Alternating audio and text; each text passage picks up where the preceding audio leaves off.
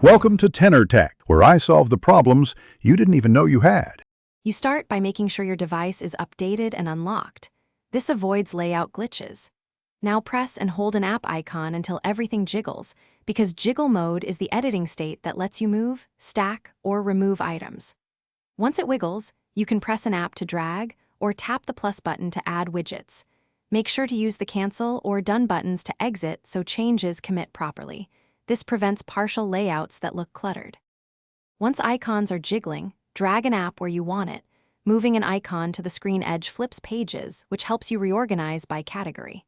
To add functionality, tap the plus icon, pick a widget size, and then drag it into place. Widgets save space and surface data at a glance. If you want groups, drop one app onto another to make a folder, then name it so you can find things faster.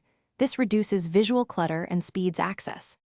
When you're satisfied, tap Done or press the Home/Lock button to save the layout. This finalizes placement and returns the interface to normal. You can still long press an icon for quick actions or to remove an app, and you can use drag and drop to nudge items for precise spacing.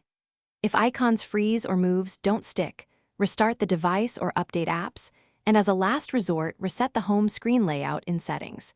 This restores order without affecting app data. Thanks for watching. Subscribe to keep your life in tune.